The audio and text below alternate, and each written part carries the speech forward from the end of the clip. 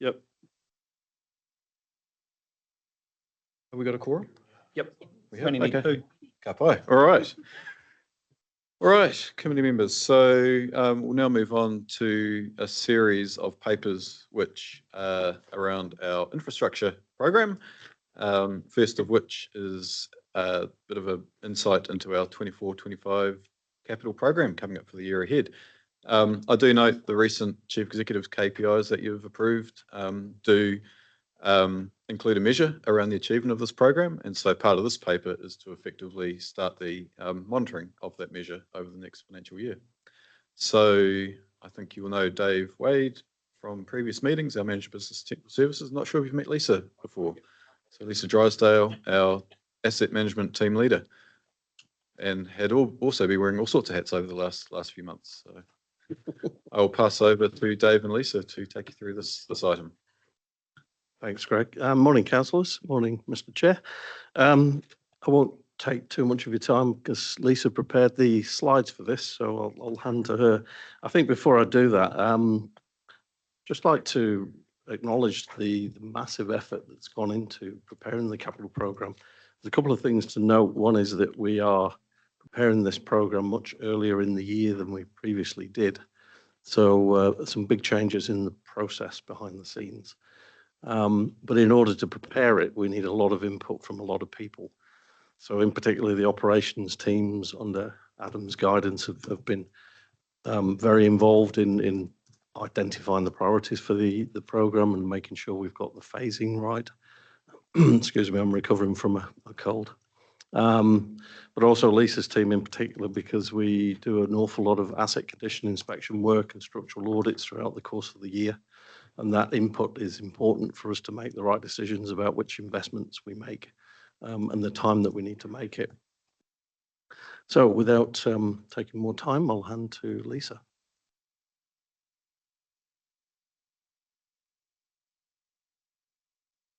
Yeah, right. Hello, can I hit the first slide, please? So this is a drawing that's in the report itself, but I wanted to just put numbers on it to just show what comes through the process. So over the summer, you see our people out and about as they are doing the condition inspections. Some of those are done by the operations team, some of them are done by my team, some of them are done by external contractors, whether they're looking at electrical works or stop bank conditions or all of those sorts of things. So over the summer period, we generally capture about 1,700, 1,800 defects. As they go through, and some of them may be ones that have occurred over the last 5-10 years, and again you're just tracking to see, are they getting worse, or are they holding themselves, or in some of the river ones, the river berms and things may have healed themselves, so we can remove them off the list. And then you have those performance issues that we know that come through. And so there's about 60 of those that come through generally, and they go into the program prioritisation. And yeah, just wanted to show that, again, from that, the works may feed into the capital program, which I have put in front of you, but then they do also feed into the operations and the maintenance programs. So of those this year, we have about 250 defects that are going through the maintenance program being run by the operations teams. We have about 100 capital projects that came out of that, out of those defects, where there's multiple defects on a site, so it requires more work. And then we have about 300 smaller rehabilitation projects. So that's where you might see, again, erosion at an outlet, or the health and safety, the beams and things might be corroded, or the winches might be corroded. Those are those types of rehabilitation projects. That come through and then get reported on, monthly to the project control groups, and quarterly, I guess, up through these KPIs this year. So if we go to the next slide, just again, didn't want to overly talk about this stuff, but again, as a program, we have 23 multi-year projects that are going on that are anywhere between 3 to 5 years long. Normally, you will typically hear about them when talking about the foreshore projects, the rehabilitation, so you know, those big projects that have been through the Shovel Ready program, but they're also generally our stop bank programs. So one of the ones that you won't have heard us talk about is looking at the stop banks up in the Taupo area, where we started that work last year to get them all surveyed so we could identify what we need to do. And it'll probably be about 5 or 6 years worth of work. And again, all the community engagement that needs to go on with the various groups up there. And then we have 5 multi-year projects starting this year, and we have about 5 technical investigations that need to occur. Again, that's where assets are reaching, in a scheme level, are reaching a bad state. So again, it's that review to go, can we reduce the number of assets in that area? Do we need to make them bigger? Do we need to do something different in those areas? And then, this year we've got about 120 small health and safety projects that need to occur around those winches and making it safe for our staff and for the district councils and the local farmers to use what's out there. So that's the summary. Are there questions?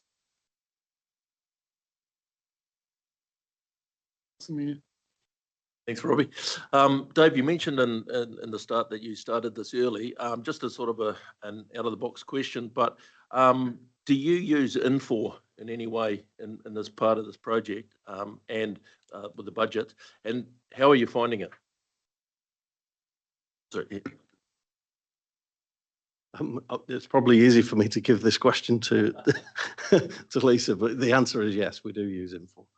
I'm going to let Lisa answer that question. So Infor has been, Infor is a system. With any system, it's how we're running our business processes to make it work. So it has been extremely tough because this has been combining what we had in the asset management system with the finance system over the last 12 months. And with the finance team having less staff, it meant that the reports weren't in place. So those connections weren't fully formed.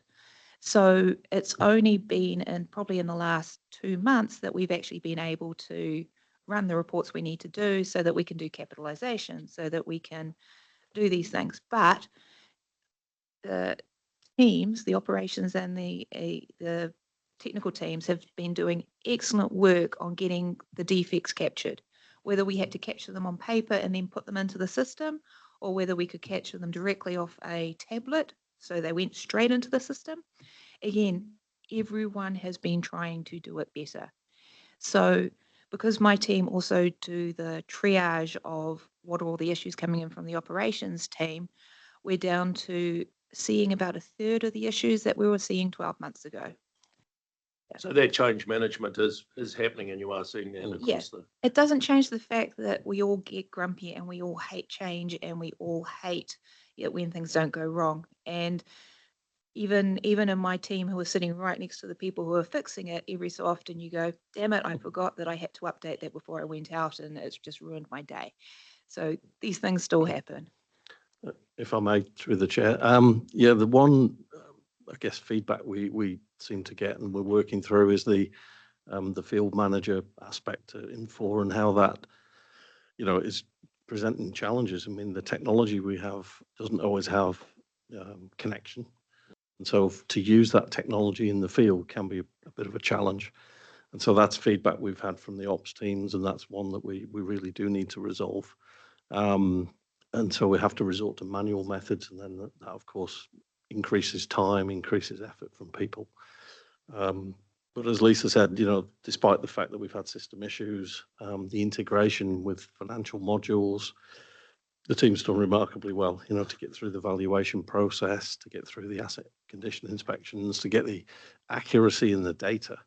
And, we're still a long way off in terms of data accuracy. So there's a lot more work to do in that space. Thanks, really appreciate the reply. Thank you. Councillors? Smith. Yeah, it's just the comment here about external contractor availability for the large is a large risk. What's it looking like, and are prices starting to come down compared with the last couple of years? Yeah, it's has been a real big risk, and I think we've put it through one of the finance committees that the costs have gone up about 30% in 3 years just from that lack of resource availability. And yeah, it's been horrid to try and manage with it. Some of those underlying issues are still there, I guess, because the work that needs to happen in the Hawke's Bay and the Greater Wellington areas around their flood defences, it's still the same people, that we're requiring for our contractors.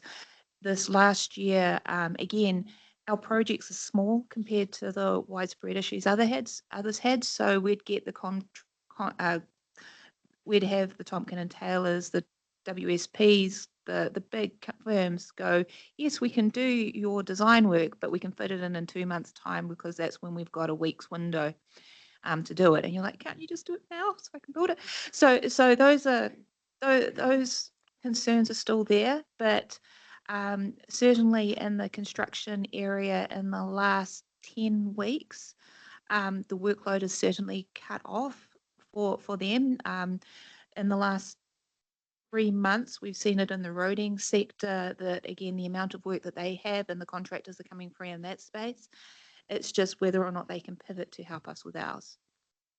And can we get them over to Kerikeri Stopbank if they've been working in Auckland? You know, that's a long way for them to commute. So it's some of those things we still need to work through with our upcoming projects.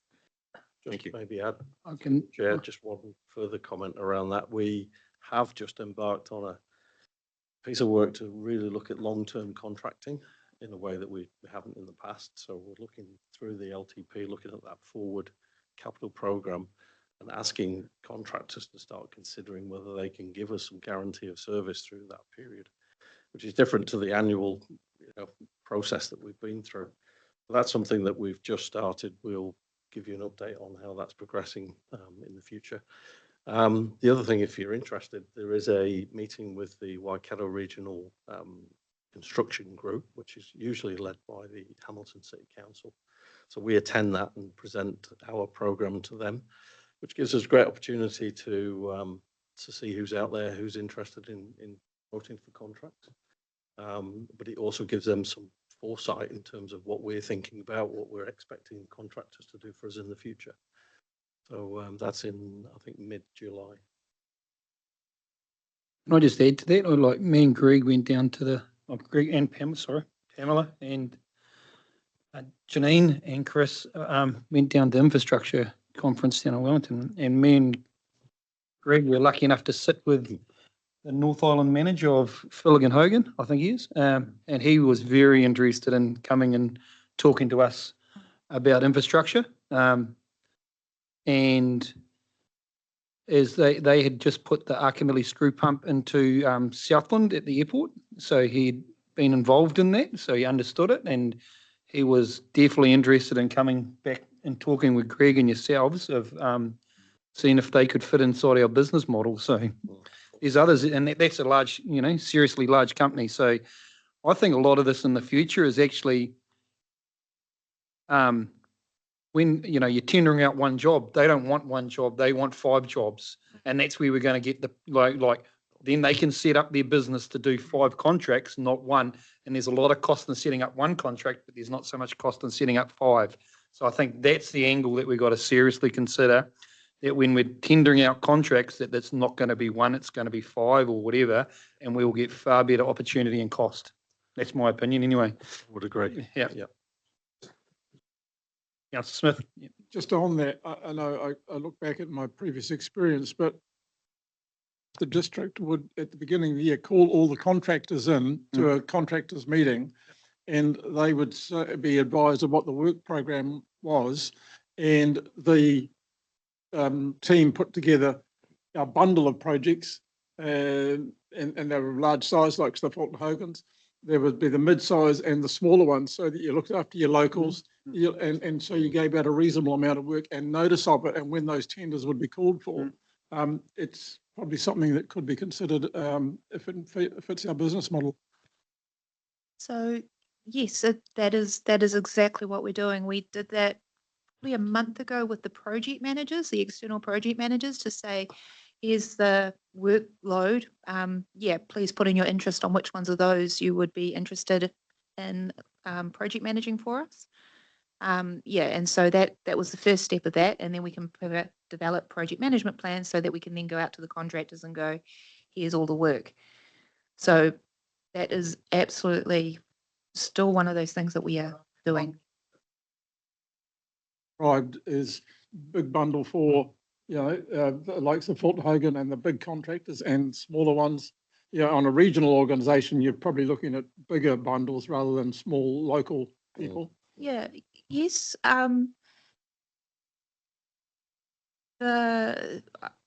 specific example is doing all of the bolts, the fasteners for the floodgates. We have 43 of those jobs. They've all been bundled together to a local gentleman to go and do that work. And it's about $200 a site, but again, it's going, yes, there's a local person that we can use to do that type of work. Yes. Thank you. Questions? Yeah, thanks, Mr. Chair. If I make just a couple of comments. This paper is a decision one, and it is related to the CE KPI. And so I'd highlight a couple of things that we've outlined to you, the overall program. And I think, as Lisa has said, program's a mixture of big things and little things. The CE KPI itself is about the major capital projects that we undertake, and so you'll see those are identified in table 1 on page 229 of your agendas. And so we've identified which ones we consider fall within that major category. The other comment I'd make is that I have included a paragraph around funding from central government. And so at this point in time, we've provided for, funding these projects through our normal means. But many of these projects are on the before the deluge list, which was seeking 60% funding from central government through Kānoa. We're still in the process of working through exactly what that means in terms of what that dollar figure looks like, and also the actual financial means for receiving that. And so there's unfortunately no certain update I can provide at this point in time, but that will have a bearing on how we undertake and fund this work. Councillor Smith, Neebane Smith, Dunmar Smith, sorry. In the sense that this is for a decision, and we're looking at 18.67 million. If you get the government funding coming through, what will happen to any excess if we're getting 60% funding on some of these? So we would draw down less on the funding that we would normally use. So our capital program is funded through a combination of depreciation and loan funding. What you'd see is a lower drawdown, particularly on that loan funding component of the projects. Right. Thank you. You have a second? Yes. So if the funding comes in, we've got 3 priority projects where the chief executive must do.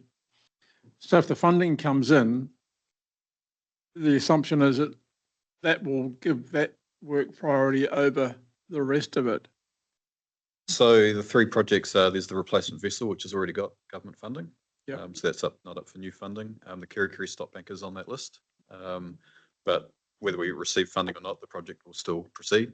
It just depends on where the funding comes from. So outside of those 3, because they're going to happen because that's the KPI for the chief executive. But of all the other projects, and the vessel is not listed on this 18.6 million, these other projects, should we get funding for any particular one or more, will they be given priority over any of the others? And is there therefore a risk, theoretically, that these all should happen in this year, or 80% of them, but will it affect the priority at the moment if the funding comes in from government? So what we've put forward to you today is what we believe to be a deliverable program for 25-24, or 24-25, sorry. Part of those KPIs is progressing a project or starting a project. So the Island Block Pump Station, for example, is to have that on track for the next next financial year. So the pump purchase, for example, is the key milestone. Would it change the priority? My opinion is it wouldn't, because they are there for their own reasons in terms of those projects, asset management reasons. I don't know, Lisa, have you had a thought on that? The one project that would affect is the Mangawara stop floodgate upgrades that are occurring. So at the moment, we do approximately 7 a year. And if we got the government funding, it means that we could bring 3 years' work forward. So we have had those discussions around what does that mean, and whether or not we would have our internal project manager coordinating, and how we would bring that forwards with the contractors in that area. So that is the one that would change if we did get the money. Just, are we doing 7 or are we doing 20? One of the principles, though, that we had in terms of what we put forward to the government was that this is our work program. We're not putting up anything new. This is stuff that we are already planning to do, and we know that is required. It's interesting, and maybe just a comment that I can make. I know, working with landowners over the last 18 months or so, there's a great concern about the government not meeting its share of the costs, such as defending the state highways on the Waikato River and the likes. But a lot of these schemes were funded by government to start with. So that huge capital outlay, and again, we've got these projects that may be funded by government, which is a huge outlay. And I'm just concerned about the perception that the government is not meeting its fair share of the cost. But when you take into consideration the capital outlay that goes in up front over the life of that asset, maybe we need to be doing more with our community and understanding the funding and how that's actually come about. So anyway, I'll leave it at that.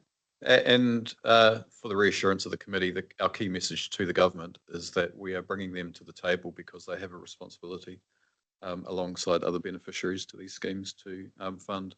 There is no other means for us to bring in their share, I suppose, of the benefit. And so that is the primary driver for us, getting them around the table to provide the funding. And maybe we need to be better at our messaging back to the community that the government has, in a lot of cases, contributed upfront with the capital.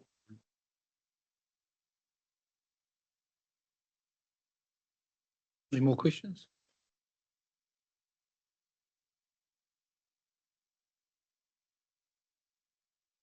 Yeah, so all in favour? Against? Carried. Thank you. Thank you for your efforts. Oh, Just one condition, Mr. Chair. Can we have an invite to the launching of this barge or whatever we're going to do? Because I was a bit vessel. I was a bit miffed when I discovered you guys have gone up to the shipyard, because I would have loved to go to that, but we never got a blooming invite. So, Nick, Yeah. well, there's most probably, I don't know, we found something at the field days that we'd like to go and see, so there might be another trip to Whangarei to look at the vessel actually. So you definitely keep your name on the list to get in the van, because last time I went and hired a van off Swaps to take us up. So yeah, I'm not too worried. No, it's just- but it's- but I'd be keen to see it. That's Yeah, all. definitely. Yeah. Yeah, I don't know no, what you're planning, but And more than half the group was landowners. yeah, we all made the decision to support funding it. No, so, definitely. Next yeah, time. Yep. All right, thank you, Mr. Chair. So next paper is covering our sustainable infrastructure decision-making framework. And there is two primary purposes. Again, it's a decision paper. One is confirmation of our trial project site. And the second is around the engagement methodology that's been put forward. So this paper is a long time coming. There's a lot of work being done to consider the sustainable infrastructure development framework and actually put together actually how we're going to do this, how we're going to roll it through. And so you can see that further detail presented to you today. Again, this is connected to a chief executive's KPI, which is outlined in the paper itself. So Dave has been doing a massive amount of work, I think, as he has described it to some landowners that we met with recently. He was given a rather thick document, which was the SIDF, and given the responsibility to actually figure out how do we take this thing forward. It's pretty exciting, actually. It's a new way of approaching our infrastructure projects. and actually thinking a little bit outside the square in terms of what we need going forward, thinking in the long term about what the catchments will bring, and actually what the best decision for the community is. That's the key thing. This isn't about council telling the community what's best, is actually working through that process with the community to land on the best decision for the community. So I'll hand over to Dave. We'll take us through some of the background. Yeah, thanks, Greg. Just before I start, I'll acknowledge we've got a couple of people online who've been instrumental in this whole process, not just report writing, the process that we've been working through. So we've got Sean Hodgson from AMBI. He was recently appointed the project manager role for this piece of work. It is pretty extensive, as you'll see when we go through it. We've also got Lisa Armstrong online, and Lisa's again been supporting in the background extensively with this work. There is a project team, obviously are not here today, but there's quite an extensive group of people from SPI, as well as communications, as well as ICM. Some of the councillors here today have been through some of this material, so forgive me for that, but I do want to share just a few slides that give an overview of the process that we're taking the landowners through. And in the forthcoming weeks, we'll start to take iwi and community groups through the same. Happy to report we've actually had a very productive meeting with the landowners recently, so we've made a good start in that respect. So yeah, it's nice to know that we're ahead of the game in respect of the whole process. As Greg said, the document was really thick when we put it together, and we really needed to boil this down to really simple language. So we've done our best with the slides, and we'll see how that goes. Can I have the next slide, please? So just giving the background, again, apologies if it's repetition, but you know, the process we're going through is a trial. A trial was done previously, which led to the development of version 2 for the CIDF document. That was more of a desktop trial. This trial is very practical on the ground, and of course, there's a real need for this. We do need to make sure we're making the right decisions with infrastructure, and that was something that was called for in 2019, 2020, and hence why CIDF was brought about. In choosing the trial area that we have, we've obviously had to consider a lot of issues, both in terms of risk and reward. Motor Karaka in particular is an interesting area, and I'll talk about that catchment briefly later. But in respect of that, it came in at kind of number 3, number 4 on our list of priority catchments. So very important one, significant investment required to rehabilitate the infrastructure in that catchment. But also a lot of work going on in terms of the communities and conversations around the Whangamarino wetland. And so the influences on the infrastructure for us are quite important, that we make sure we bring all of those voices together. I guess in making decisions, we need to make sure the decisions are lasting. And so when we're thinking about the issues within the wetland and the impact that Motor Karaka and the pump station infrastructure has, you know, it's very much with a long-term view, both economic, social, and environmental, of course. And there have been issues noted in the past with blackwater events, fish kill, etc. So a lot of interested parties looking at this. I guess the CIDF gives us an opportunity to think a bit differently, and this is something we've been talking with the landowners about. You know, in terms of the options that we think about for flood management, the needs and the issues that the landowners have got in maintaining that land in a productive state. And so what was really heartwarming to hear from the landowners was, you know, the acknowledgement that it is much more than just a pump station. We are thinking much wider than just pumping. Pumping is a big part of it, and one of the outcomes of that meeting was a conversation about the need to do something short term. So there are some issues there that do need mitigation in the short term, and so whilst we do need to take time to go through this process, we want to make sure we get this right. And if we have to do something in the short term to relieve some of the flooding, then that's the right thing to do. We've started a conversation about that. We haven't really got a proposal to talk to today, but that is something just to bear in mind. Next slide, please. I guess the graphic probably doesn't tell the whole story, but you know, we are thinking not just about built infrastructure. We will be thinking and considering what natural infrastructure might be relevant and appropriate in this area.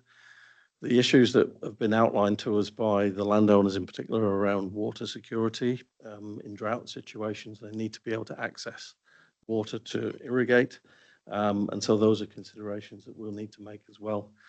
There are other community groups that have got interest in this area. There's an airport in the catchment, and so that is looking to expand, and there may be knock-on effects for us. There's lots of lifestylers in that area as well. So again, the need to consult widely and make sure we've heard everybody in the process is really key. Key output really for us is a shift in the way we develop the zone plans. The proposal in the CIDF version 2 was to develop a FRAMP, a flood risk activity management plan. Others have jokingly talked about a CRAMP, which is probably more appropriate given the need to take a catchment-wide view. So we don't know whether we'll land on FRAMP or CRAMP. But the point is that we will need to have a document that sets out very clearly what we agree are the issues and what we agree are the treatments for those issues as we move forward. And ultimately that will feed into a long-term plan and investment program. Next slide, please. So just very quickly, I'll step through a few slides which really talk about the process. And I meant what I said earlier about making it simple. Having formed a group, and this is probably the key point really, is how we form this group. Having those people working together and doing it in the right way in the right time is really a key consideration for us. Again, we've only just begun the consultation process. In the report, there is a proposal around how we might engage with each group and what that governance structure will look like. But again, very early stages of that process. Next slide, please.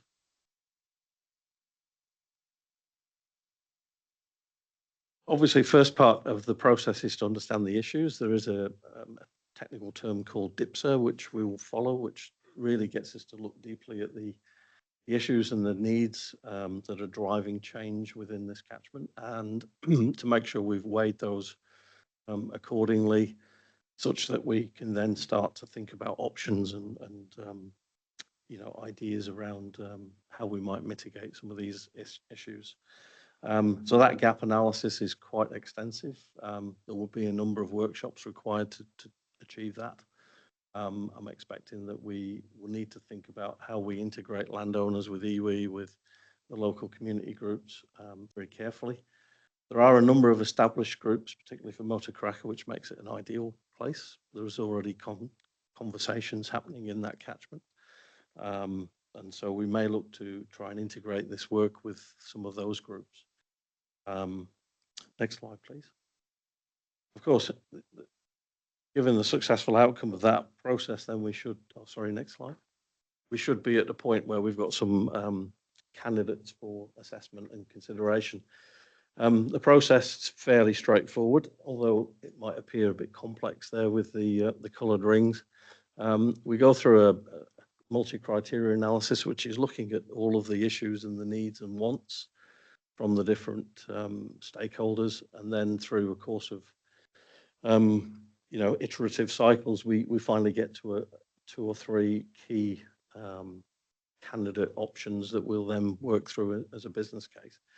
The intention then is to bring that business case to the fore, and that becomes then a proposal for how we move forward. So, in applying CIDF in this catchment, we won't be doing the implementation in the course of the trial. The trial will end hopefully at the end of June, and the output will be the business case, and that will clearly step through which options we think are doable, economically beneficial, environmentally impacting, and cost effective. So that's the broad process. Next slide. Of course, we'll follow normal business rules with the better business case format. So that's a Treasury document. Again, there'll be a lot of input required to get that business case in shape. But the business case itself is a good structure for us to follow, and it outlines not just the strategic issues, but the economics of what we're proposing, alongside the commercial and the financial considerations. So that document, I'm not sure if you've seen those documents, but they're fairly hefty pieces of work, and we'll hopefully end at the end of June with that document prepared. Next slide, please. I mentioned Motor Cracker, and you can see there from this picture, the small red circle in the middle is where we're actually focusing the trial. As you can see, it's surrounded by natural wetland, a Landsar site, so has a lot of interest from a wide range of people, but also has a lot of issues in itself. There is a piece of work that's being led by Mike Scarsbrook, co-author of the report, and that piece of work is giving the opportunity to, again, have open dialogue with some of those working groups that are currently working through those issues. As you can see from the graphic there, it's tiny in comparison, but it has quite a significance, particularly for landowners who obviously have benefit from the drainage and pumping infrastructure that we've got there. But again, as I said, the increase of community and urbanized development in that area makes it slightly more challenging, I guess, to make sure we've catered for everybody's needs. Okay, next slide, please. I'll just summarize what we've done to date. Again, a little bit more than we perhaps needed to in terms of meeting the KPI. But we're progressing well. The trial site, obviously, the selection process was an interesting challenge in itself. So the recommendation is we stay with that Motor Cracker site. We've appointed the project manager, and that role will exist for the period that I've mentioned till the end of June next year. The engagement methodology and the communications plan, so there's a proposed document there. Again, bear in mind, through governance processes, we may want to modify that as we work through the process. The project team's well established. We're well supported with science policy group in particular, as well as a number of people from Tauranga Whenua, communications, etc. Project plan and a work breakdown structure, quite a detailed document, is nearly complete, and the landowners have certainly asked for that information to be shared with them directly, so we're on track to give them that. And we've also begun some of the consultation, as I mentioned. So some good progress so far. Obviously, lots still to do. The community action group, as you'll see referenced in the document, is a key group. We will consult through, it's proposed that we consult with, and they then report through to this committee. We do need to confirm the project management plan in detail. There are some resourcing challenges that we're working through, as well as how we fund this process. And then, of course, a bit of a plan of how we're going to proceed in the next few months, but time is ticking. And as I mentioned, one of the key things for us is to make sure we've got consideration for some of the short-term mitigation that's been asked for. So that's all in terms of presentation. I'm happy to take some questions. Again, Sean and Lisa are online to cover off anything I can't cover. Thank you, Dave. A few councillors have definitely been in that room for the whole 18 months of our being councillors so far. So I'll let Noel start with a question and Councillor Smith start with a question. Thank you. Thank you. This area is in the Lower Waikato, and Robbie and I and Pamela and certainly staff have been up there many times at the Pocono Fire Station talking about this. I've got some serious concerns, and this group of landowners, and I think from our consultation whether they wanted to take it over or not, and the part of the LTP was about 14 landowners, and some of your comments, David, just concerned me about lifestyle and other comments that sort of opens us up to a much wider group of people. But at the end of the day, those landowners 6 years ago started asking for a couple of things, and that was to replace the pump because of the age, etc. And they've been challenged to look at the long-term 50-year horizon and the likes. And I've expressed my frustration to the group that there's been a lot of talking and not a lot of happening. And I think other councillors have expressed that frustration, and I think some of the landowners themselves have. So what we've come, and at our latest meeting, I challenged them insofar as this process will essentially not deliver anything for another 3 years. It may get to the result of knowing exactly what should happen, but it will be 9 to 10 years before they actually see a pump or otherwise hit the ground. And to me, if that's how long it takes, I wouldn't, I'd be apprehensive if I was a landowner or a member of the community. So I think the process is good, what's intended. But I also challenge the community landowners that is there something that they can get on with, because they know what they want. It's just that we're using a process to get to that end result, which we, without saying we know what the outcome is, that pump's got to be replaced. So I find the whole issue with Motukaraka a frustrating issue. And then, of course, the long-term plan consultation has shown that they want to take it over. The majority of landowners want to take over that process and the consent moving to them. So if I'm getting this slightly wrong, Greg, are you saying I am? Well, this is how it, well, that's fine, because sitting in the room and listening to it, this is my perception. And I'm just not sure that I can fully support what's going on here. I support the process, but to take 9 years to get to a result, and I'm not being critical of anybody, but if people can't make up decisions and they take time, they don't actually do what they've said they're going to do, well, then I'd like to get the good old days, get them in the room and knock a few heads together and sort it out. So I'd like to better understand what we're really going to achieve, other than going through the process to get to an end result that we know what it probably is. So I don't know, maybe I'm a cynic after all. Yeah, and if I could respond, thanks, Councillor. And it's been useful to have some of those initial conversations, because I think what it has is drawn out some quite frank challenges, I suppose, that the landowners particularly saw. Because, yeah, they definitely do want to move forward. A couple of observations I'd make is that I think the introduction of needing to look at something in the short term was well received, because that will give us the breathing space that we need to make the right decision. I mean, the comment around, we know what we want, why don't we just get on and do it? I guess that was somewhat challenged, because I guess the comment was made, do we really know what is required for the catchment?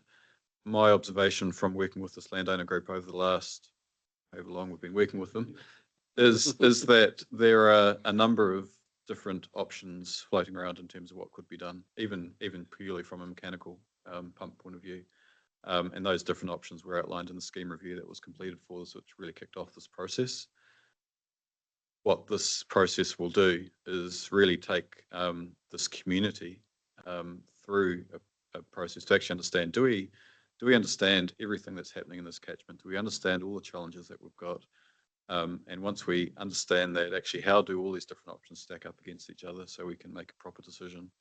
And when I say stack up, considering all of the different ways that you would assess a project, whether it's culturally, socially, environmentally, economically, financially, there's all sorts of different ways.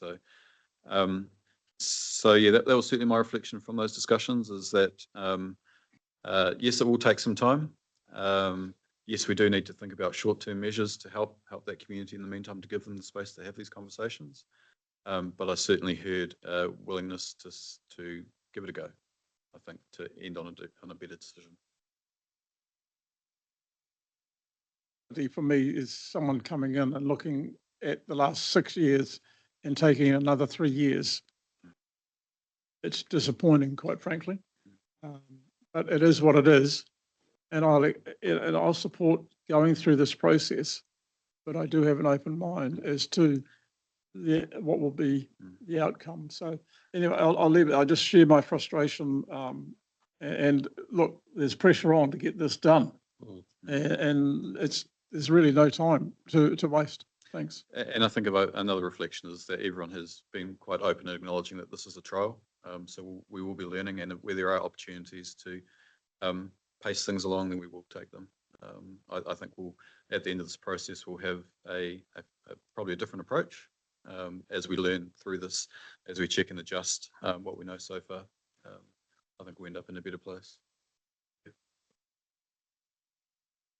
Yeah, so the consultation there was with regard to the water take.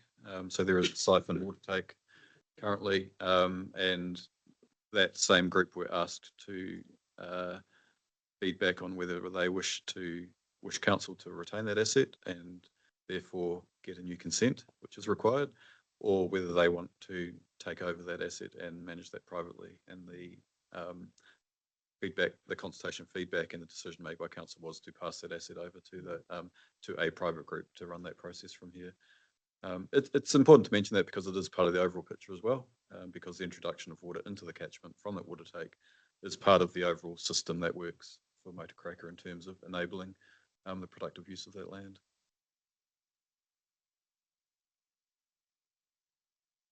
Councillor Dunmar-Smith.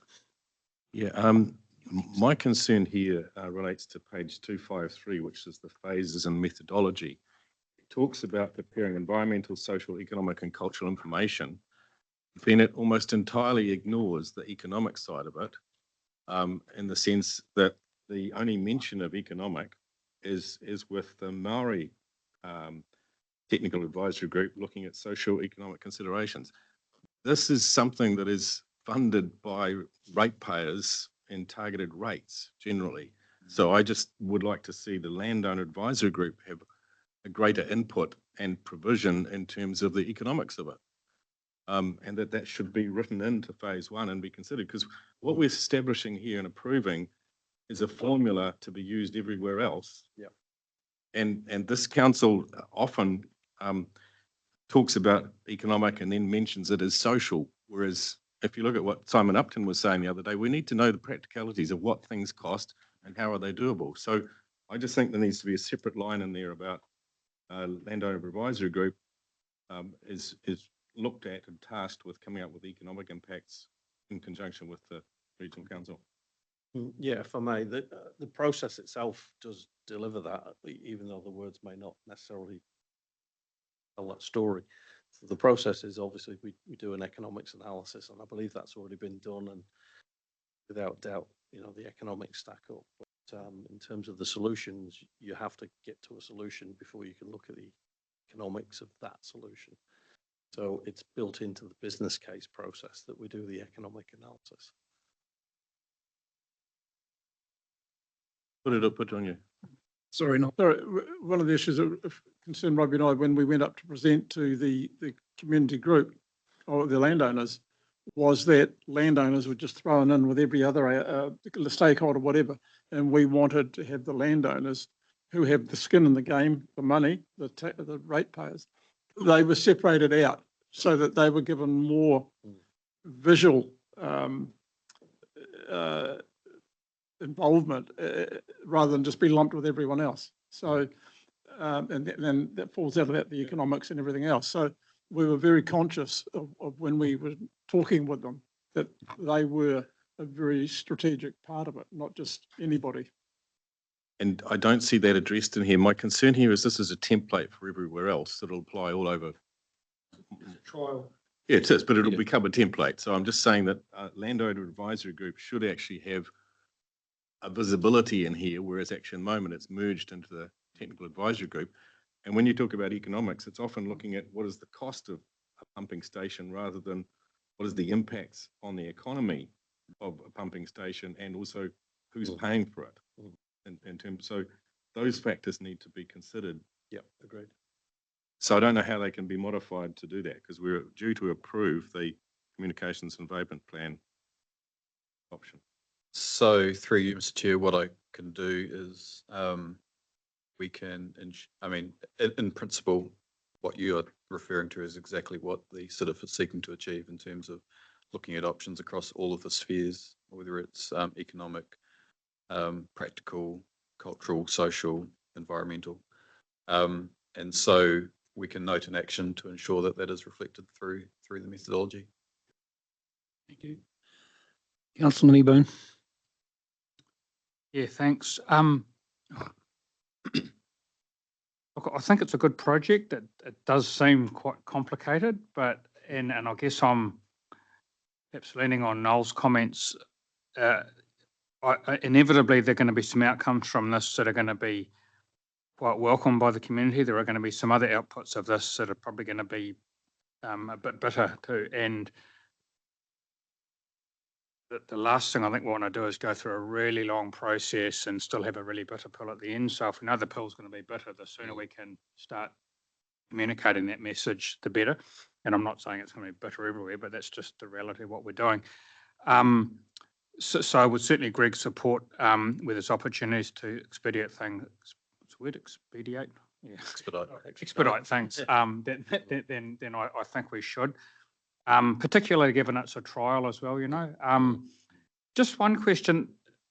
I'm not 100% sure on the geography. This is into the Waikato River catchment? It's into the Whangamarino catchment. Yeah.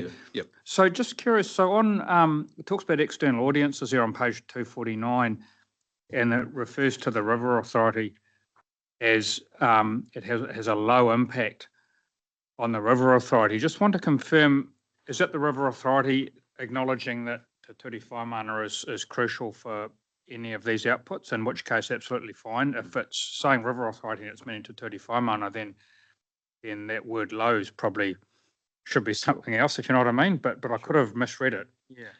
Yeah, I think it's it is around Te Ture Whaimana. Yeah. But we'll make sure that that's also, I mean, we can take a number of actions from this conversation and one is to make sure that that relationship is appropriately acknowledged. Yeah. But because, look, at the end of the day, there's, as I've said, there's going to be some, look, I've said it also there, otherwise, no, supportive, thanks. And it's the sooner we get this thing rolling, the better, Councillor Mayor. Warren's fine. Thanks, Robbie.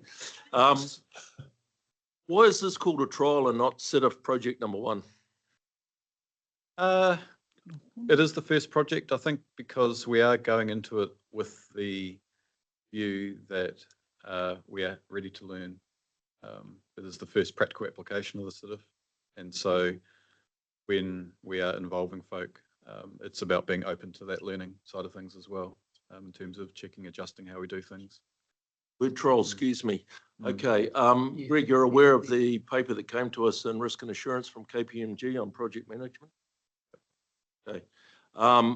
And some of that was critical of how we start projects right from the very design process and at the beginning and work our way through. So, I just really hope that some of those comments in that paper, in that KPMG paper, are taken on board and applied to this. Yep. And just noting Noel's concerns and that sort of thing around the landowners here, I really hope we do learn from this, and I do hope it isn't a trial. So, and I guess whilst it is a trial, it will provide a real outcome for this community, and there's the objective to provide a business case for investment. And speaking to your comment around project management, so I'd almost say almost 99% of the work that's gone in so far has been around making sure that we establish this project in the right way, with the project management discipline that's necessary.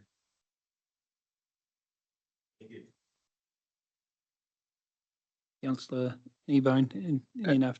Am I correct in my assumptions that it's a trial because there may be some outputs that come out of this, given it's first off the blocks, that are perhaps inconsistent with what we're anticipating, if that or what it's supposed to deliver, in which case, given it's termed a trial, we can pull back and say, actually, even though we've applied it, this isn't quite an output, that this is an incorrect output that's come out of it. Hence, given it's a trial, it gives us a bit more flexibility as to whether or not we won't be locked into a religiously obeying to it, if that makes sense, which I think is pretty important for the this community, given they're first off the blocks. Yeah, if I could comment on that through the chair. Absolutely right. The process itself has to teach us something about whether it works or not. You know, there could be undesirable outcomes from this process that we need to think about. There will be a version 3 of CIDF developed as a document. But the more important thing is, how do we implement this in a more timely manner? You know, we're going to do this across the whole region. That consideration is something we need to start thinking about right at the beginning of this trial. So it is thinking about Mutakaraka, about the solutions for the landowners primarily, but it's also thinking about this process and how useful it is for us to move through the regions. Yeah, I think there will be some interesting conversations we're going to have along the way in terms of what's working, what isn't. When I look at the detail in the CIDF document, the more I read, the more I get less concerned, to be honest. I think, you know, the process is fairly straightforward. I think we might want to dress it up with fancy language, but it's really about understanding the issues, making sure we've considered those from a wider perspective, that we've got some sense around, you know, what options are out there. We've already got some work done on options, so we already know there are some options out there. The landowners have already engaged a technical advisor to develop options. I don't envisage that's going to take as long as we might think. Yeah, and ultimately it needs to be practical. We need to be able to implement it in a timely manner. So those are the desirable outcomes for me. We're not too sure what is going to be undesirable, but we'll work through that.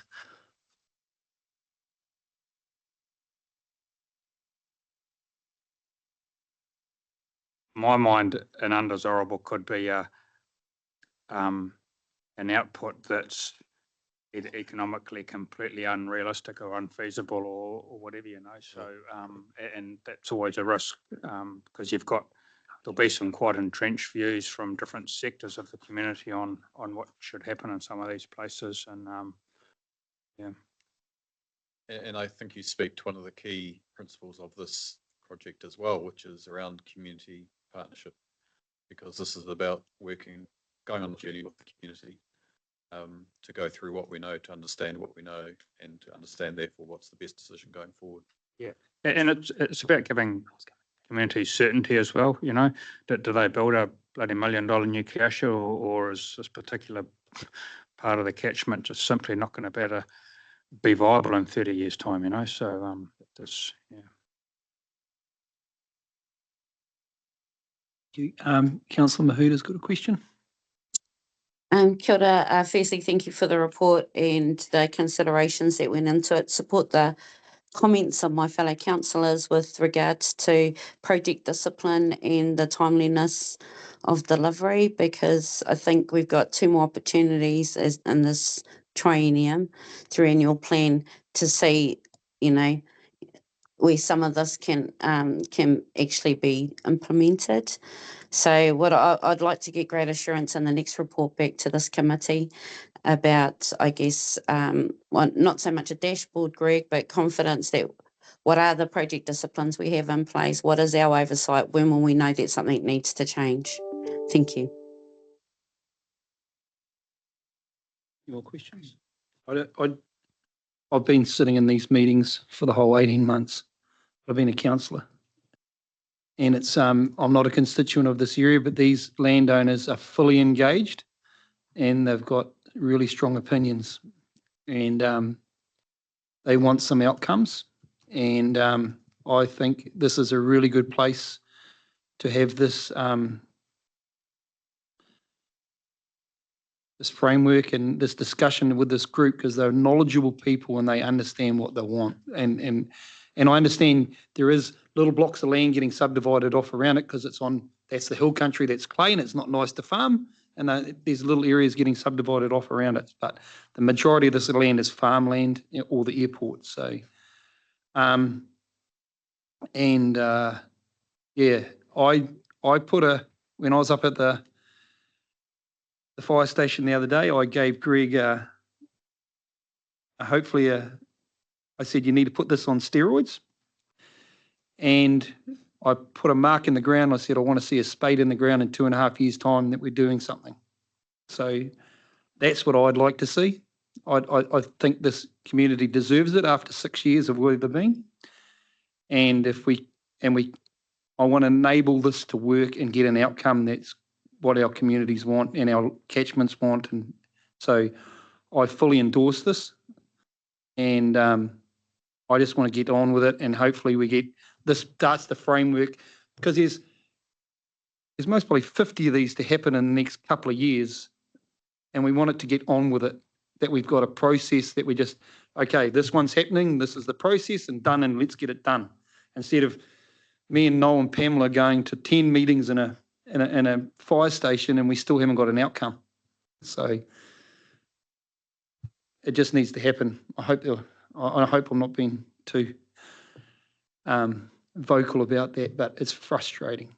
And I know Pamela's frustrated because she sat in the meetings for the 6 years beforehand. And we just need good outcomes. Councillor Clarkson. I had to look this up in the dictionary. The process of using a product or employing a person for a short period in order to decide how effective or suitable they are. I hope this trial will be a short trial.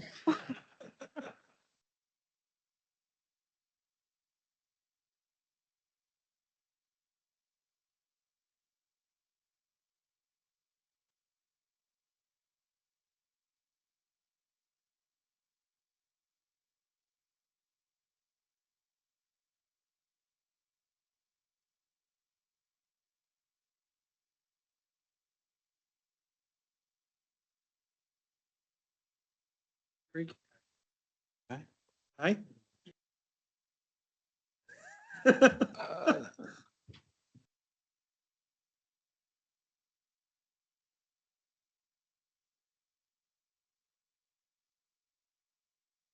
Okay, so another one that's been a long time coming.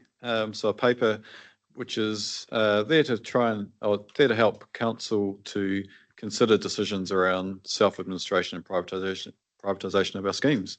Certainly there's been a lot of interest from our landowners out there in the drainage areas around whether there's different operating models that may deliver better outcomes for them. Up until now, council has been bereft of policy to help to, I guess, work through that decision-making process. So I welcome Adam Munro, who you'll be familiar with. I'm not sure if you've met Ruben Mills before, our land drainage manager. So they will take us through this particular paper. Thanks, team. Yeah, thanks, Greg. I'll just say a few opening comments, and yeah, thank you, Mr. Chairman. Yeah, so just to reiterate that self-administration is not totally a new model that we're presenting. There are a couple of existing self-administrating areas across some of our drainage districts already.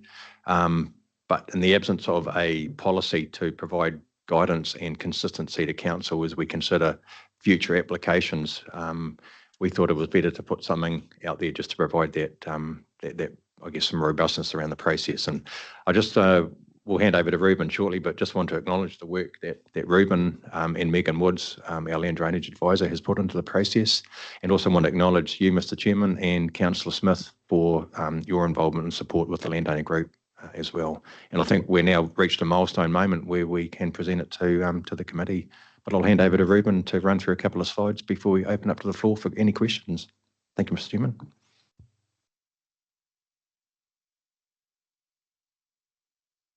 Yeah, kia ora. Thank you, Adam. Thank you, Mr. Chair and councillors.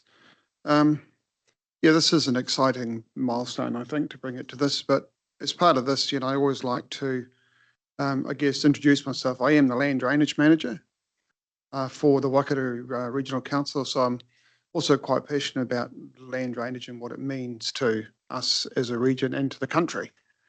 So, so if you'd bear with me so I can just explain to you how important we think it is around making these decisions. We've got, the council's got 84 different land drainage districts, 92 funding policies. Actually, you can go to the next slide.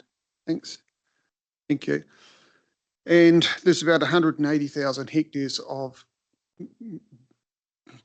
benefit that this land drainage provides to that land and to the economic value that comes out of it. So when I'm talking with the teams and what we're doing out there, they know what their mission is, and that is to keep our drains open and flowing so we can protect and enhance that economic benefit going forward. So that's just a bit of a backdrop really about what I think land drainage is for the council and how important it is regionally and to the nation. So it's quite a sexy job, actually. You know, so I think sometimes we just forget the place of it and how important it is around that. And out of that, you know, we're mandated with getting water off the land within 3 days up to the 10-year storm. So we're talking with our people out there on the land all the time about that, and they let us know across the different areas. So that's the backdrop really to land drainage and why it's so important. Over the years, I guess there's been different ways of delivering the service that's provided, and it's, you know, one of the emerging issues has been that some of the groups out there want to do self-administration, and there's about 4 groups out there that are doing it at the moment, and they would be Matangi, Churchill East, Aughton, what's the other one? Churchill East and Merrimeri East, and you've got Aughton and you've got Blairs and Austins in the process of seeking that. So as part of making those decisions, we believed it was right to have a policy in place that had some guidance around how would you put that, accept that, and how would you get people to operate around land drainage. So in terms of that, so this is what this paper does. It has been drafted, I guess, in cooperation with some of our councillors, you know, Councillor Cookson and Councillor Smith and a landowner group, and that has been reflected in the policy, and it's really on a consider all applications on a case by case basis against some risk assessment. So some may go through and some may not go through, but we do need to accept them and consider them. And goes with that is that if a group is successful going through, there will need to be some agreement with the group that takes on the responsibilities that the council would do. And that would include how you receive funding, how you undertake the work, then how you report against the work. So, you know, that's really where we're at, is that it's had a strong sort of consultation process with councillors and with the landowner group, and they're in support of this paper going through. So I think that's where we sit. So any questions?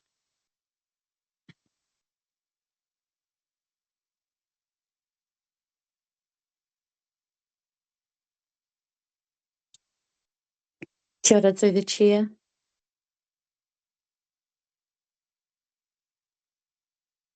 Councillor Mahuta, yep. Thank you. Firstly, thank you for the report. A lot of the good work's been done today, Greg, to you and the team. Thank you very much. Just with regards to this one, is there any impact, direct or otherwise, indirect or otherwise, on co-managed lands considered by the paper? Kia ora. Through you, Mr. Chairman, that's a really good question. Thank you, Councillor Mahuta. I'm not aware of any co-managed land being affected in the policy, but I guess it's a case-by-case basis anyway. So if there is any applications being put forward, that due diligence will be considered upfront as part of the process. Thank you. Can I just make a request that this paper, can I have a copy of the paper itself rather than the agenda? Just, okay. I'll say something. I'd just like to thank the staff. I know it's been a battle and we've had hard discussions, but it's all stayed very respectful and we've got to an outcome. And I'd like to thank Noel, especially Councillor Smith and Trevor Simpson for their hard work and getting this to where it is with your Adam and Ruben's help today. This has been a discussion for maybe the whole 18 months that we've been elected, and definitely the 4 of you have made this happen today. So I'm very, very thankful, and the communities that want to go self-administrating will be thankful that we've finally got this together and able to put this paper forward today. So thanks very much for all your efforts and all the staff behind in the background that's helped out today. It's awesome. Thank you. Thank you, Mr. Chairman, and we'll pass it on to the staff Yeah, involved too. thank you. Yeah, thank you, Mr. Chairman. I guess there's one other issue. That there are a couple of applications, older applications, sitting within the system, and they would need to be reformatted, I guess, and resubmitted under the new policy. Yep. But yeah, we're, I guess, open and ready for business. Yeah. So we could have a move? No. Councillor Downer. All in favour? Against? Thank you, carried. Thank you. Cheers, thanks for your hard work, guys. It's finally got that one done and dusted. Oh. Thank you, Councillor Dunmar Smith. Good luck.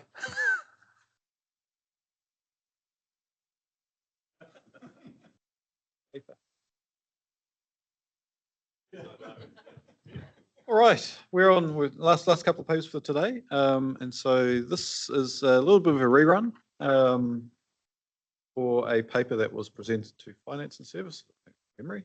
Parts of it, yes. Yeah, around the work that we're doing in the reliability engineering space, thinking really differently about how we manage our assets, but also a bit of an insight into our asset condition work. A little bit cart before the horse, because ultimately a lot of this work then goes into inform the capital program that we discussed earlier. Because we certainly don't just make up what we need to do from a project point of view. We figure out what's happening with our assets so that we can prioritise our work accordingly. And I'll just make the observation from the infrastructure symposium that we attended last week that not every council is in the fortunate position we are in terms of understanding what's happening with their assets. It's actually pretty frightening, some councils, what they know or don't know about their underground assets and where they're at. So yeah, we're very fortunate to know what's happening, and at least we'll give you some background on what is happening out there in the schemes. Next slide. Yes, so we have cut this down a bit from that previous committee meeting, because I didn't know how many of you were in that meeting that that Steve Hall presented at. Yeah, so some of the slides are exactly the same. These first two slides are new though. So every year over the summer, we go and inspect all of the assets, like we said earlier, and I guess this is the summary of the results. So last year, 15% of the assets, and again, when we say an asset, that might be a bridge, that might be a handrail, that might be a motor. It's not a site, it's the specific assets that make up the site. So of those, we went from 15% being in a poor condition up to 19% in 12 months. And that was capturing defects that had happened through the storms in February last year and March last year. So some of that, that wear and tear was expected. Some of it wasn't, and some of it that we intended to fix, again, with resources being diverted into fixing all of the storm damage, meant that we didn't get onto it in the 12 months previously. So we go to the next slide, please. If we look at it by split over those different asset types, I like colours. So green is good, red is bad, and you can see by those asset types proportionately for those different assets that we've got, how they are sitting in terms of condition. So we're okay with them being yellow. When they're starting to be orange, we start to say, what should we be doing? When we're saying they're red, we're going, we need to do something about this immediately. And that's what then informs those programs that I mentioned earlier. So in front of you, you've got the statistics that we've got around what the condition is and where those issues are. So whether it, again, this is where those first ones that we're talking about there around stop banks, the issues are vegetation growth, which again, normally we would get to with our weed spraying program and things like that. It's just, again, everyone was focused on fixing storm damage last year. So Yeah, and that's why, again, I stated earlier, we are working on our health and safety program this summer because we have to get those winches working that we've found, had started to corrode over the last summer from how they'd been left. So the condition program, again, we changed it a couple of years ago so that, again, we were having someone who was not out there every day going out and inspecting to provide that second view, because we all know that it's easy to get used to looking and not necessarily seeing what's out there because you're used to it. So again, Steve Hall is our reliability engineer, and he does go out, as do our council scheme leads, and they do different parts of these inspections depending on what they are going to look at. So from the work that they've been doing, if we go to the next slide, please, it's I mean, the positive is, again, our costs and what the cost of doing a condition-based program versus a fixed time maintenance program versus just running something to failure is the same as it is for every other organization out there. So if you think of your car, if you run it, something you'd run to failure would be like your lights on your, above your head. You don't mind if you wait till that they fail and then go, okay, maybe I should replace the light so I can see where my handbag is in the front seat, versus fixed time replacement. That for us, for your car, that would be going and changing the oil in your car. Versus condition based would be checking your tires, because it's important that, again, you've got the right number of treads so that, again, you don't blow a tire when you're driving down the motorway. So for us, it's exactly the same thing. For stop bank, again, this is why we go do surveying, so that we can go, don't top it up until it needs to be topped up, because it's starting to hit that design flood level, and so it's going to affect levels of service. Fixed time maintenance, again, we go out and we do our vibration monitoring to see what's happening, and we go out and replace wear points and bits and pieces out there. And then run to fail for us is those assets where you might say, like, a timber board is broken, or there is now erosion at a site. It's no point going and trying to fix a berm if there's nothing wrong with the berm at that time. Wait till it starts to erode and then go and do that work. So from that, if we go to the next slide, please. Over the last 6 years, we have done quite a lot of work to be able to build up to being able to do condition-based maintenance and what we're doing. So the first thing we started with was understanding how our assets fail, and then it was starting to build the information so that we knew what was happening, so that we could then start to implement improvements. And what we did in terms of our motor overhaul programs, our pump overhaul programs, again, our stop bank maintenance programs, so that, again, you start to see those savings. And I can report that in the Lower Waikato alone, just on our pump overhaul program, we've been able to save about $500,000 over the last 4 or 5 years, just by moving the thinking to, let's do condition-based maintenance, let's inspect the thing, rather than just pulling it out and sending it to the overhauler and saying, please, fix what you think is wrong. If we can say, only fix these things, don't go and do all this other stuff that's not necessarily needed, we're saving money. So if we go to the next slide, this is again one of Steve's slides. We have been installing across our pumps and motors across the entire region online monitoring points, and also over the last 2 years being able to do it remotely, so that when those motors are working, we can go and measure how rough are they. Are the bearings, are the things running the way they're meant to be? And when we get high levels of vibration in our motors and our pumps, that is where Steve is working with the working supervisors to go, hey, this is what we're seeing. Is there something weird happened? like a fence post gone through the pump, or is this a gradual increase in what we're seeing in terms of in terms of wear and the bearings?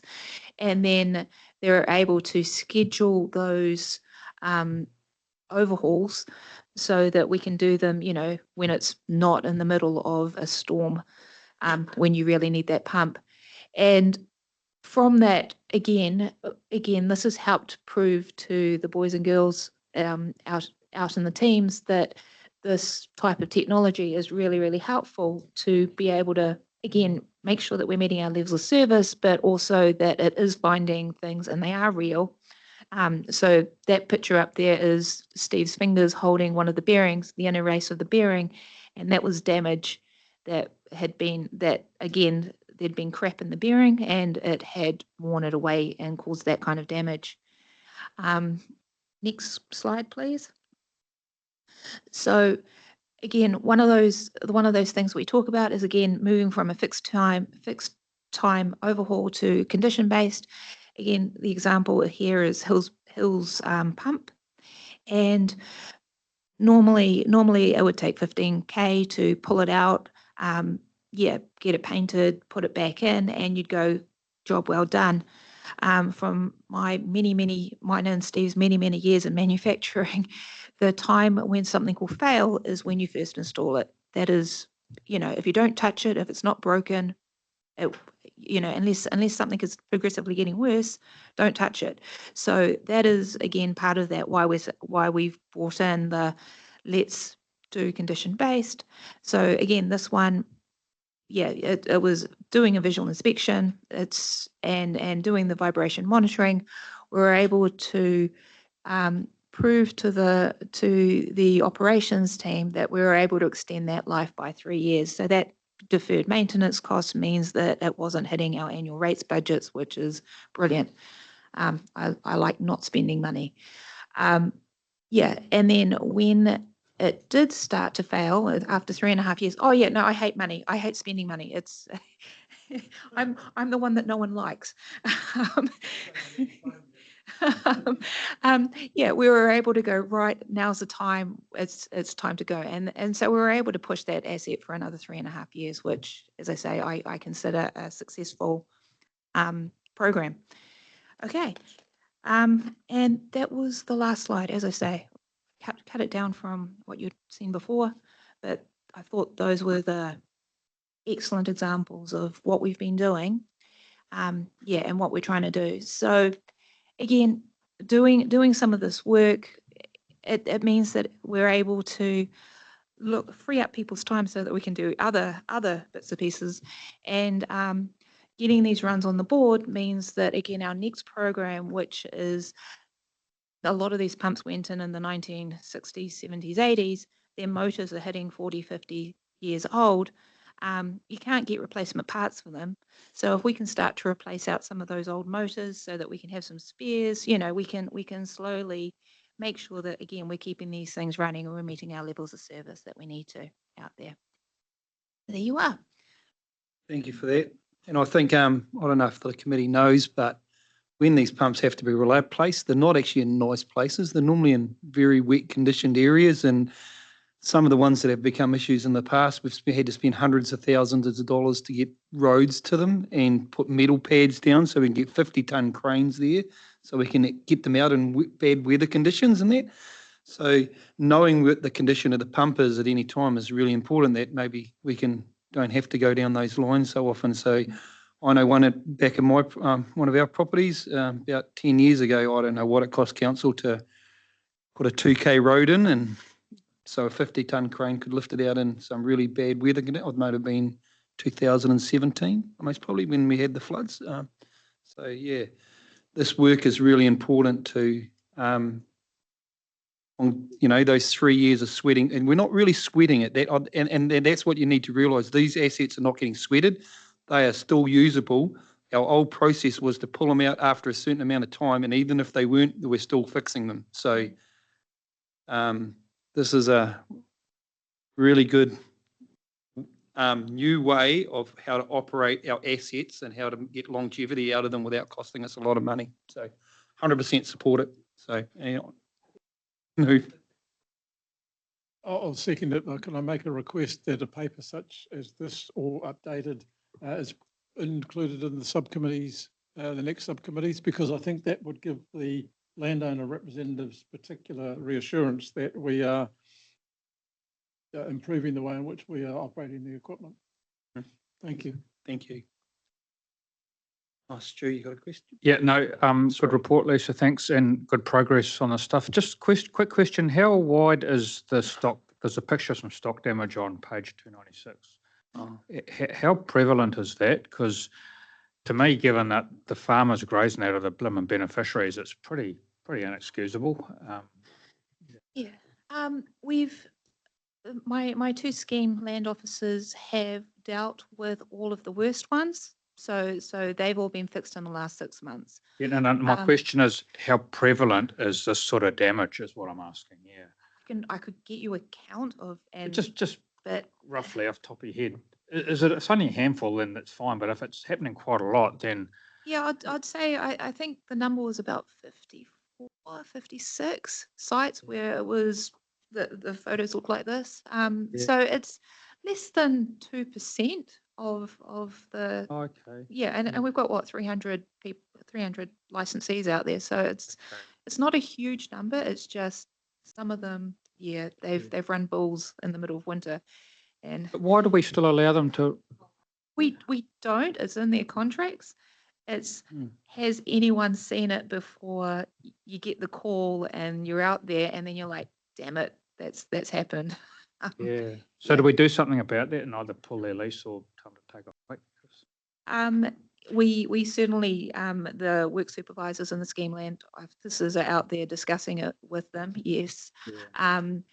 The license agreements are coming up for renewal in March next year, so we will certainly be looking at, are there any of those that we need to cancel? Yeah, absolutely. and- I'd really and endorse that because it's just not good enough. Eh? Yeah. Yeah, thanks. I'll just bring Anna up to speak on that. Because we've had some, and I've pointed it out to staff with one that was on our own land, and it was on a state highway too, so yeah. Yeah, thank you, Mr. Chairman. So just further to Lisa's commentary, we have a process, Stu, and we take this quite seriously when we do get, obviously we don't have, eyes out there, ears out there all the time. So we get the reports in, and we will inspect those and they will be graded. And there's different causes for that. But we also have a land license program through Lisa where we do and work with operations to make sure that we're going through a bit of an educational exercise with the leaseholder. And obviously, if things aren't being done, there is more stringent processes that apply after that time to get them to, and right up to the point where the stock's removed. So we do have all those checks and balances in place. So yeah, so we're trying to actively manage that.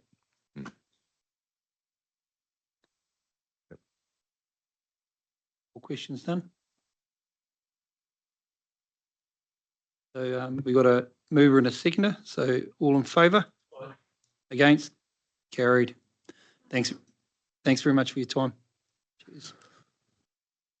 Pathways to the Sea. Right, last paper for the day, committee members. So an update on our Pathways to the Sea program. It's another long running program that we've had to improve what we do in the way of downstream fish passage with our assets. And it is getting to the pointy end of the project where we will be starting to run through a draft strategy, which will outline how council will attack this particular issue going forward. So I welcome Michelle White, our project manager, along with Dave.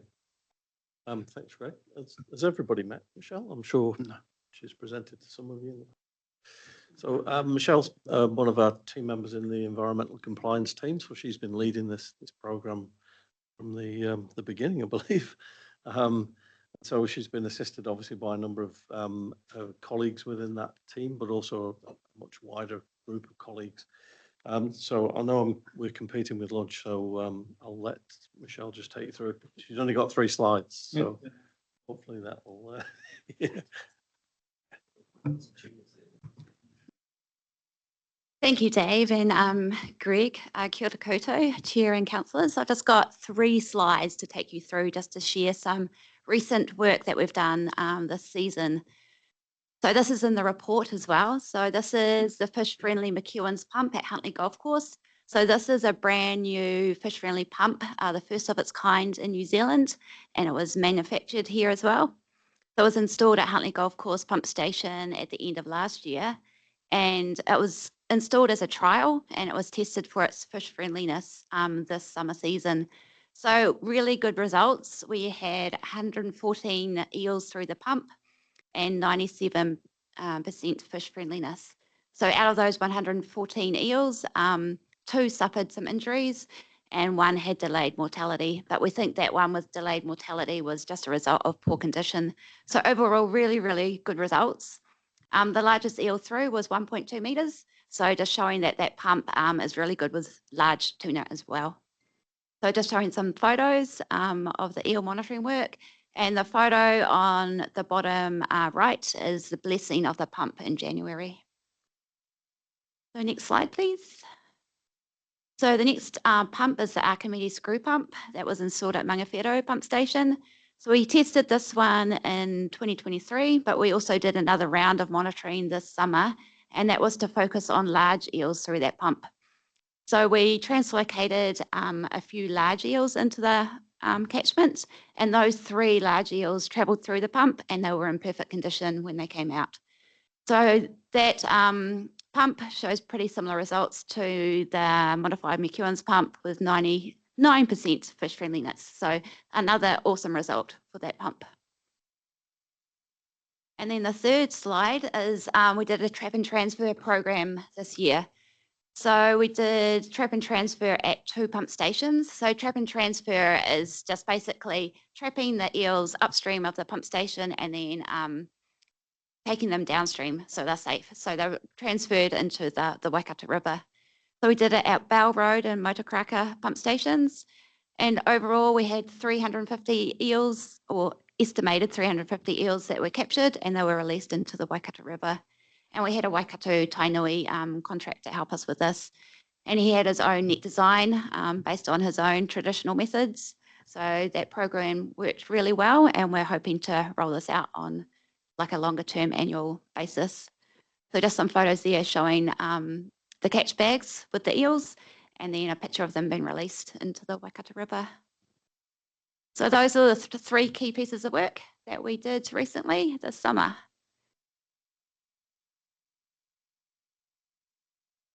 So the next steps, yep. So all this work that we've done over the years under Pathways to the Sea is all been wrapped up into a strategy document. So we've done a lot of research as part of this program. So that's all going to be documented in one strategy. And then we have some recommendations, prioritisation matrix, which ranks all the pump stations from high priority to low priority. We've got a decision support tool in there, and and a number of recommendations going forward. So we are just in the review process of that strategy at the moment. It's in draft, and it has just gone through an internal review, and the next step is to go to an external review.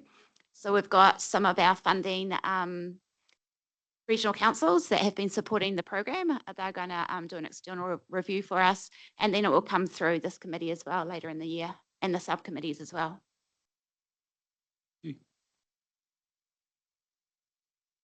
Questions? Just one. I know. Is question time? Yes. Yeah. Councillor Smith. It's great to see these eels getting out into the rivers and off to Tonga or wherever they wish to go. My concern is, what work are we doing to let them come back in once they, if they come back from Tonga and find their way back, so that we can repopulate naturally without having to import eels into the catchments? Is that going to be part of the strategy?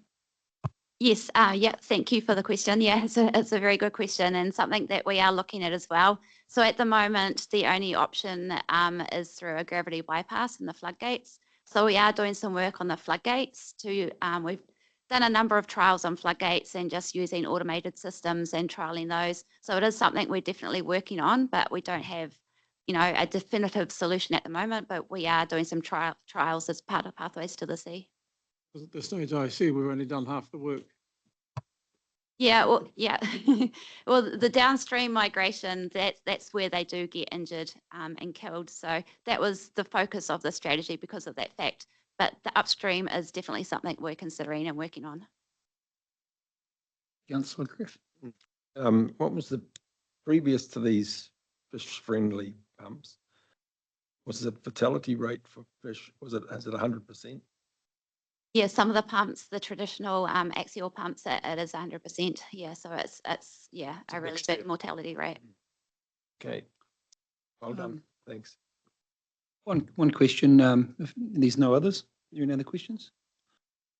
Is the sluice gate project still going to happen at Akiaka, where they're going to do the sluice control gate? There was no, that's around allowing eel fish friendly to come backwards and forwards up the Akiaka drain. Yeah, that I know we had a power issue there, that we didn't have enough power to hydraulically operate the sluice gates. But yeah. Yeah, I'm sorry, I'm not familiar with, Okay, like, I know that project is underway, but I'm not sure where it's at, sorry.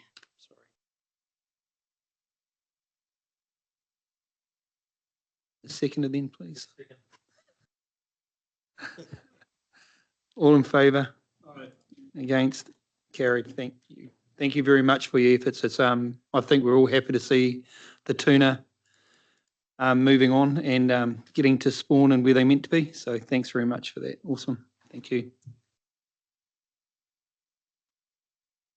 Yeah, thanks, Mr. Chair. Look, thanks committee for bearing with us through this meeting. There was a number of projects to sign off, a number of long-standing projects to bring to a conclusion as well. So it's great to run through a few of those with you, and also, I guess, bring you up to speed with a few of our other programs that may not get the daylight that they have previously. So thank you for that. Hopefully Yeah, there's lots of good stuff there, Greg. So thank you. Yeah, appreciate it. Yeah. I'll close with our karakia. Unahia mai te uru tapu nui, ki wātia, ki māma, te nākau, te tinana, te hinanaro, e te ata takatū, koia rā e rongo, e whakarea ake ki runga, ki a tīna, haumea, huie, tai kia. Just thank you all, and close the meeting at 1:25. Thanks very much, and appreciate your attendance today. Thank you.